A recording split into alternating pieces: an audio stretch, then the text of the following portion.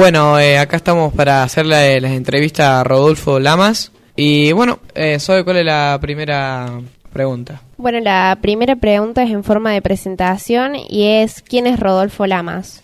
Hola, buenos días, ¿qué tal? Mi nombre es Rodolfo Lamas.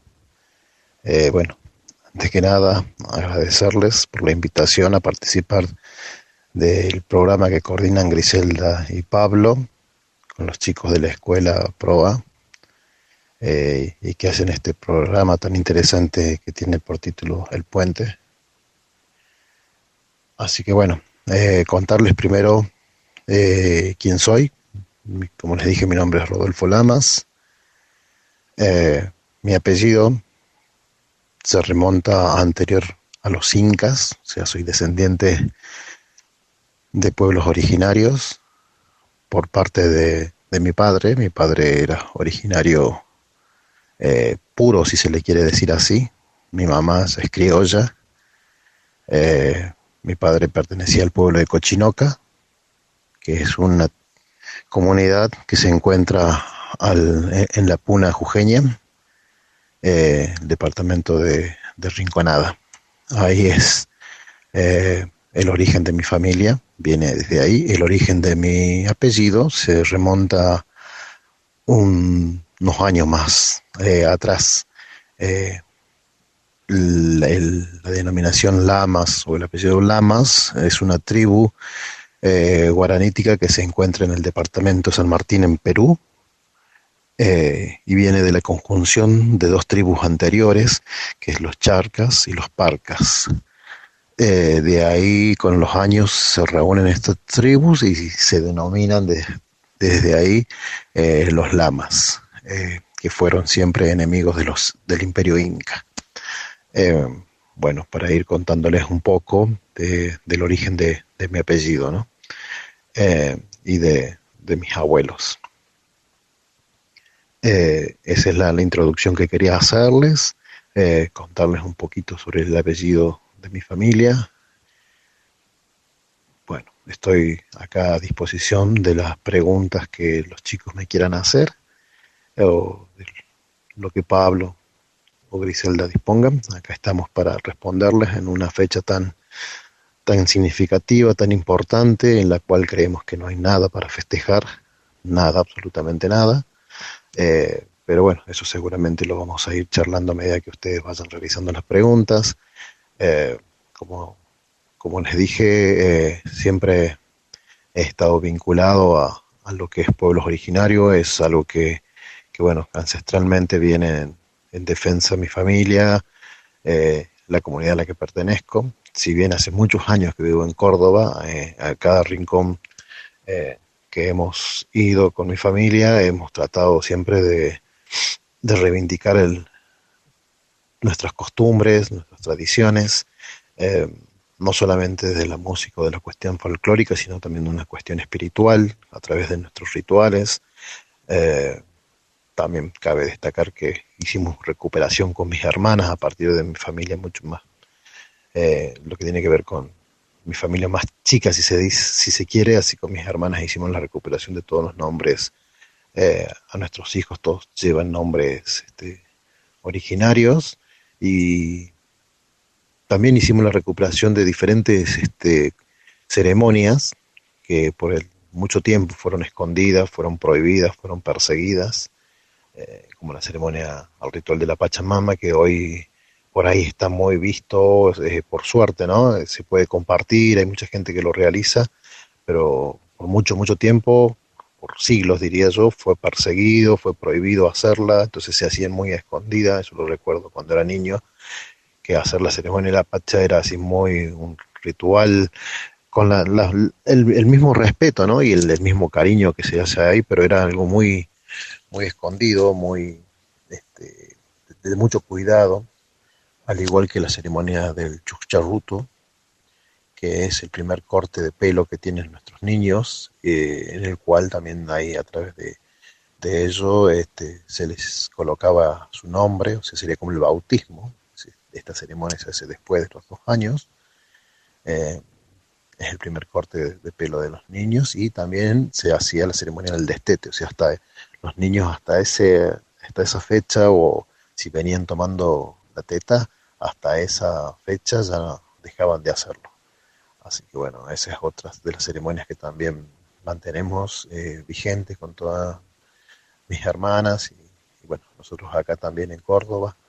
Bueno, contarles también que acá hace un tiempo largo, cuando también su profesor Pablo, junto con sus hermanos también que son muy respetuosos de todas nuestras costumbres y tradiciones, sabíamos organizar eventos en uno de los cuales supimos regalarle la huipala. La huipala es la bandera ceremonial de los pueblos originarios del Tahuantinsuyo, que es lo que sería el imperio inca, que es lo que reinaban o vivían en toda esta región de Ecuador hasta el norte argentino. Eh, Como les decía, nosotros le supimos regalar a la escuela primaria, a la secundaria, nuestra querida Huipala, los cuales, por suerte, estas escuelas la usan como bandera ceremonial, o sea, y de protocolo cuando se realizan los actos. Eh, Así que bueno, eso también marcó otra instancia acá en el pueblo en el que vivimos, en Villa del Dique, de seguir recordando nuestras tradiciones, ¿no? Y a nuestros abuelos, que son tan importantes, nuestros apus, como les decimos nosotros. Así que bueno, estoy a disposición de las preguntas, espero haber sido un poco claro con la introducción y con mi presentación. La segunda pregunta es, ¿qué pasó en América y si fue un descubrimiento o una invasión? ¿Qué pasó en América? ¿Si fue un descubrimiento o si fue una invasión? Claramente fue una invasión, no fue una conquista ni un descubrimiento, no había nada que descubrir. Con una mirada europea, una mirada centralista, les diría que si fuese por descubrir, creo que los vikingos y otros pueblos llegaron a América mucho antes que lo que cuentan los libros de historia, pero bueno, hay un dicho que dice que a los libros los escriben los que ganan. Entonces ellos obviamente van a contar la verdad, y esa verdad fue la que por muchos años e incluso hasta ahora sigue siendo contada de tal forma. Pero bueno, yo lo comparo siempre cuando me preguntan si, porque inclusive estoy eh, en contra, si se quiere, de la denominación del encuentro de las razas. Las razas, la palabra encuentro es cuando dos personas están dispuestas a realizar ese acto, y acá no se le preguntó, acá directamente se invadió todo lo que es América, se saqueó, se mató, eh, y creo que uno de los pecados más grandes, si se quiere denominarlo así, fue no solamente el robo podría haber sido una cuestión material, pero sino la imposición de la lengua, de la cultura, pero sobre todo de la cuestión religiosa, ¿no? Que eso nos llega muy al fondo a todo y a cada uno de los seres que necesitamos creer en algo. Nuestra espiritualidad fue totalmente cambiada, fue totalmente vulnerada y fue totalmente así invadida en el sentido de que, bueno, de todo lo que nosotros y nuestros abuelos creían, fue quemado, fue devastado, no quedan muy pocos registros en algunas culturas de América, no, inclusive no quedan ni lenguas como ni escritura, en el caso de los mayas, que quedan muy pocas, bueno, acá en el caso, hablando de nuestra zona, quedan palabras sueltas de lo que era el vocablo come chingón, no quedan registros. Entonces eso demuestra de que no fue una conquista, no fue eh, una, un encuentro, sino que fue una masacre. Yo siempre la comparo con lo que fue la masacre por ahí, que es mucho más cerca de nuestros tiempos, y creo que duele más cuando uno habla de la masacre que se realizó con los pueblos judíos o con los pueblos gitanos en la época del nazismo, cuando Hitler hizo o quería hacer esta depuración de razas. Bueno, yo creo que murieron unos 6, 7 millones de hermanos judíos. Para que ustedes tengan una noción, acá en la invasión a América se calcula que murieron más de 60 millones de hermanos originarios. Eso nos demuestra de que no hubo un acuerdo para que ese encuentro se realice. Simplemente vinieron con la espada y la palabra y la Biblia a realizar una invasión en la cual, bueno, hasta el día de hoy se sigue pagando, si se quiere, ¿no? Esa invasión al no tener, digamos, los pueblos originarios, al no tener un respeto. Por ahí se les dice que son a las comunidades que quedan, que no tienen forma de vivir, es una pobre gente. Se las trata de ayudar muchas veces, ¿no? Que eso también se reconoce, pero no se los ayuda como ellos realmente lo necesitan. Ellos no necesitan por ahí la caridad. Ellos simplemente necesitan de que los dejen vivir como ellos vivieron siempre, con el respeto a la naturaleza, con sus espacios, con sus costumbres. Quizás no necesiten, o la mayoría de ellos no necesitan un teléfono, la tecnología o ropa de marca, ¿no? Como se trata de muchas veces imponer en la sociedad, sino simplemente vivir en contacto con la naturaleza, con la armonía, con sus plantas, con sus animales. Ellos ahí en la naturaleza tienen todo lo que necesitan, así lo tuvieron siempre. Y bueno, eso es lo que hasta el día de hoy se siente esa invasión, y ni hablar de la discriminación, ¿no? Hacia cada uno de los integrantes de los pueblos originarios. Pero bueno, como les decía en mi presentación, eh, esto se fue revirtiendo, les cuento un poco que por ahí los abuelos así lo sabían. Los abuelos decían que después del 2000, cuando muchos hablaban de que eh, se iba a terminar el mundo, los abuelos hablaban de un fin de un ciclo, ¿no? Terminaba un ciclo y nacía o resurgía el Pachacuti. El Pachacuti es la nueva era.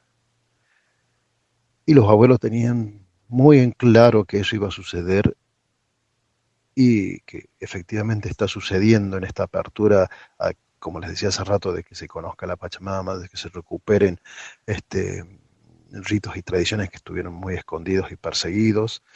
Inclusive por ahí podría sintetizar que hasta en América, en algunos lugares, en algunos países, surgió tanto la historia esta del Pachacuti y la cuestión del cambio de era, de que, bueno, podemos nombrar como que Bolivia tuvo un presidente de pueblos originarios, Perú también, ahora tiene un presidente que desciende de pueblos originarios. Entonces los pueblos originarios como que no solamente fueron o están siendo reivindicados y reconocidos, sino que también están recuperando ese poder, y esa visión y esa cosmovisión sobre la naturaleza y sobre el respeto a la vida, que los está llevando a ocupar cargos importantes, cargos donde se toman decisiones, ¿no? Como es ser presidente de una nación.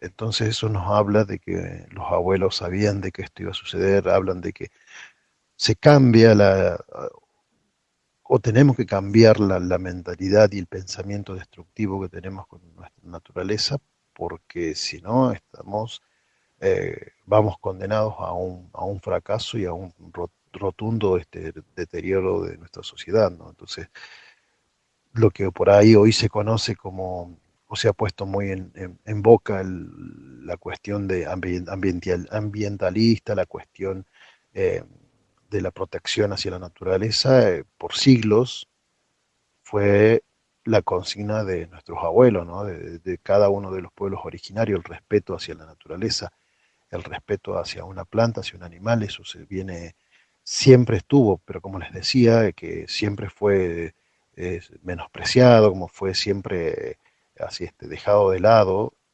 atado a cada uno de los conocimientos de nuestros abuelos. No se escuchó esas palabras, no se entendió, no se quiso ver, y en pos de lo que conocemos como progreso, se fue destruyendo cada uno de nuestros espacios y bueno, y la naturaleza y los apus, nuestros abuelos, nos van demostrando de lo equivocado que estamos ante esa cuestión del progreso, de romper sin importarnos, sin medir consecuencias. Y bueno, se van viendo los cambios climáticos, se van viendo los desmontes, los incendios y cada una de las atrocidades que realizamos los seres humanos.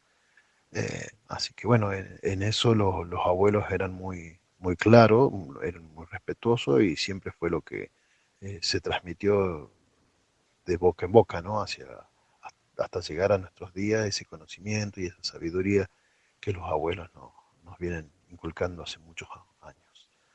Así que bueno, para redondear la pregunta, sí creo que no fue una conquista, sino que claramente fue una invasión y ojalá algún día se cambie esa denominación también, ¿no? Antes se denominaba Día de la Raza, después fue la diversidad cultural. Sí, evidentemente hay una conjunción de muchas razas en América, se ha hecho un crisol de razas, como se le dice, pero bueno, claramente para mí el 12 de octubre tendría que ser recordado como el día de genocidio americano, genocidio de los pueblos originarios, así como se recuerda a los genocidios de los pueblos armenios, en parte de la historia del pueblo judío. Eh, Habría que cambiarle el título y recordar el 12 de octubre, aunque nos duela, ¿no? Pero porque creo que la negación es eso, es a no reconocer de que muchos o una parte de la gente que hoy habita este suelo descienden de esas personas, pero bueno, no son, eh, no es culparlos a la gente en la actualidad, simplemente un reconocimiento de que las cosas se hicieron mal, de que las cosas eh, dolieron y lastimaron y masacraron a mucha gente, entonces creo que la palabra justa para mí sería que el 12 de octubre sea eh, recordado y a partir de ahora enseñado como el genocidio que fue. Así que bueno, espero que con estas respuestas haya podido eh, dejar claro, bueno, cuál es mi postura y cuál es mi pensamiento con respecto a la invasión que se hizo en América. Bueno, y la tercera es, ¿a qué edad te interesaste por esa temática? Bueno, ¿a qué edad me interesé en este tema? Yo creo que los que venimos del norte, como es mi caso, nacemos con esta enseñanza de lo que es pueblo originario, porque bueno, lo vivimos, nacemos, convivimos con eso todo el tiempo, ¿no? Como les decía, mis abuelos descienden de pueblos originarios, mi papá también, mi madre por parte de su madre también, mi madre es de apellido Caquis, por parte materna, que en quichua significa dulce, y mi papá es de apellido Mamaní, o Mamani, como lo conocen por acá, también de pueblos originarios, de otra comunidad. Entonces, creo que mm, uno nace ya dentro de ese ámbito familiar y, bueno, los conocimientos, la riqueza cultural con la que vamos creciendo está desde el primer día que llegamos a este mundo, ¿no? Como les decía, desde el primer corte de pelo, que es algo simbólico, hasta, bueno, el respeto a la naturaleza, el respeto a nuestra Pachamama, nuestras tradiciones, a cada uno de los festejos que se realizan, que inclusive tienen que ver también con festejos que rozan de alguna manera el sincretismo que se realizó con la Iglesia Católica, porque bueno, obviamente después de 500 años eh, se pudo realizar para que no se pierdan algunas ceremonias y algunas costumbres, se realiza un sincretismo con algunos festejos que tienen que ver con la Iglesia Católica, con algunos santos. eh, Me gustaría contarles, por ejemplo, que para que no se pierda el ritual de la Pachamama, por muchos años en algunos países se empezó a venerar a las vírgenes, por ejemplo en México la Virgen de la Guadalupe, en en el norte, en la zona de la Quebrada la Virgen de la Candelaria, en Bolivia la Virgen de Copacabana o la Virgen del Socavón, como se la conocen, las cuales representaban, ¿no?, a nuestra querida Madre Tierra, pero bueno, justamente como hablábamos hace rato, para no ser perseguidas ni prohibidas, los pueblos tomaron estas imágenes y este nombre, como de estas vírgenes que nombré, y las representó a través de la Madre Tierra. Entonces, de esa manera, también nosotros, o por lo menos yo fui educado bajo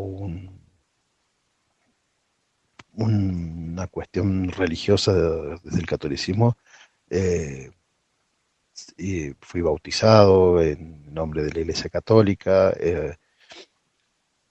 fui educado así como con costumbres católicas, eh, pero también en un paralelo mis costumbres ancestrales también estaban ahí puestas sobre la mesa en cada discusión, en cada ceremonia, ¿no?, en cada forma de escuchar a mis abuelos hablar eh, en su idioma originario. Entonces cada uno de esos actos simbólicos y espirituales y culturales nacieron conmigo, nacieron en la cuna, y trato de transmitírselo a mis hijos, que la mayoría han nacido acá en Córdoba, eh, así que tratamos de que esto se mantenga. Así que bueno, para sintetizar la respuesta diría que nací con este interés eh, con respecto a toda lo que tiene que ver con pueblos originarios, y trato de llevarlo a donde estoy con mucho orgullo, y bueno, y que se conozca y se respete sobre todo lo que es la cuestión y la temática de pueblos originarios. Y la cuarta, ¿qué experiencia o experiencias te han motivado para a tratar esta temática? Bueno, la experiencia que me ha llevado o me ha motivado a tratar esta temática es, primero, cuando era chico. Yo tengo la edad de 48 años, no se tocaban estos temas ni en la escuela, y como les decía anteriormente, mm, ni siquiera en las casas, ¿no? Si bien era algo muy escondido, nuestros padres tenían mucho cuidado de algunas enseñanzas, porque bueno, con el temor de ser parte de la burla de los otros chicos, porque bueno, a ver, cuando hay un desconocimiento, la gente por ahí eh, tiende a burlarse, ¿no? O a maltratar o a reírse de lo que desconoce. No es una maldad, sino simplemente por ahí es desconocimiento. Y creo que cuando iba a la escuela, que me marcó mucho, era eso, el desconocimiento de ver eh, que el 12 de octubre era recordado, y que Colón y que cada uno de ese acto eran vistos como héroes, y nosotros saber que no era así, pero no poder decir nada, no poder levantar la voz, era como una gran contradicción, porque por un lado sentíamos de que en el seno familiar se veía, se hablaba eh, otra realidad, entender que éramos los malos de la película, por así decirlo, cuando se enseñaba la historia en aquella época, dolía mucho, sobre todo, bueno, cuando uno es niño, por ahí esas cosas los van marcando, y van entrando en una gran contradicción de pensar, mi familia me está mintiendo, me está ocultando cosas, al realidad nosotros somos los malos, somos los brutos, los indios, como se le dice norte, así el que no dura, el que no sirve, ¿no?, para la sociedad, porque somos como la paria, porque bueno, de esa manera se nos educó en lo que era la escuela primaria, ¿no? O sea, con las figuritas de una persona que llega de Europa altiva a tratar de mejorarnos, porque nosotros vivíamos entre dos harapos, entre trapos, y no conocíamos la lectura, no conocíamos, como dicen ellos, no teníamos cultura, y crecer con eso fue así uno de los mayores retos que tuve y una de las mayores contradicciones que estuve, ¿no? Por ahí estar con mis abuelos en algunas ceremonias o en algunas cuestiones así que tenían que ver con lo familiar, pero también con lo espiritual y nuestra visión andina y nuestra visión de pueblos originarios entraban en una gran contradicción e inclusive por ahí en una época de mi niñez hasta lo negaba, sentía así de que no, sabía que mi mamá era criolla y que de algún lado algún español la había podido bendecir, si se quiere, a nuestra familia con su apellido, mi madre de apellido paterno es Villarreal, entonces tratar de aferrarme a eso para negar lo que me enseñaban en la escuela, ¿no? De que éramos los malos, lo que éramos lo que no servíamos, por así decirlo. Eso marcó mucho y me ayudó después con el tiempo ir aprendiendo, ir reforzando eh, lo que mis abuelos y lo que mis viejos nos habían inculcado, pero bueno, uno entra en esa contradicción cuando no conoce muy bien lo que es nuestra historia. Pero bueno, por suerte pude ir eh, enriqueciendo lo que ya venía desde la cuna y la lectura y las ganas de saber quién era fue haciendo de que las dudas se disipen y que puedan ir acomodándose cada una de esas dolencias que uno trae, ¿no? Al ser fruto de las burlas y de la discriminación de otras personas. Entonces eso fue como jugando a favor cuando nos fue fortaleciéndose y sabiendo realmente que sí teníamos cultura, que sí teníamos una religión, que sí teníamos una riqueza espiritual y un respeto ¿no? a lo natural que no te lo enseñan en ninguna escuela, que viene desde la cuna, que viene desde una tradición de muchísimos años. Entonces ahí empezamos a ver la diferencia, ¿no? Con respecto a lo que la escuela en ese momento nos quería enseñar o con respecto a lo que la religión católica nos proclamaba, ¿no? Entonces sentíamos que, bueno, que con sus diferencias nosotros respetábamos siempre eh, la visión de cada persona, la visión y la creencia de cada uno, pero bueno, se pedía que respeten las nuestras y creo que eso fue siendo posible, está siendo posible cada vez más, entonces eh, mi interés o la motivación a que esta temática se conozca era justamente esto, ¿no? Para que a otros niños no les pase eh, el hecho de por ahí de tener la piel oscura o por ahí de no tener los parámetros que la televisión o que las modas imponen, ¿no? Esto de ser catalogados como distintos, como diferentes, hace que muchas veces chicos se sientan discriminados, se sientan así como dolidos en el silencio, porque hay una edad en la que por ahí nos cuesta hablar, nos cuesta transmitir lo que sentimos, pero que provoca mucho dolor. Acá en las sierras, acá en Córdoba, en esta zona, hay muchos descendientes de pueblos originarios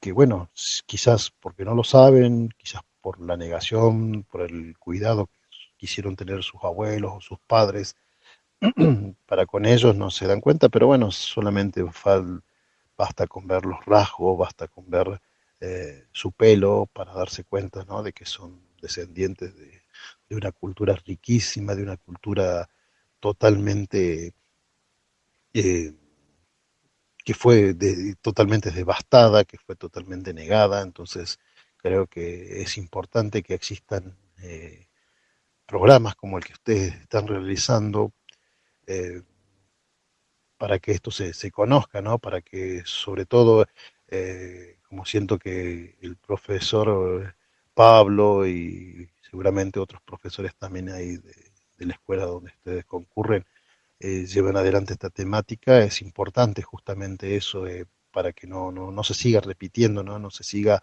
así cometiendo el error de creer que porque somos descendientes de pueblos originarios estamos en un rango menor, ¿no? No somos ni menores ni mayores que ninguna otra raza, simplemente es una cuestión de respetar lo diverso, de respetar lo distinto. Creo que cuando vayamos entendiendo eso, vamos a poder mejorar como sociedad y corregir muchas cosas que se han cometido eh, a lo largo de estos siglos.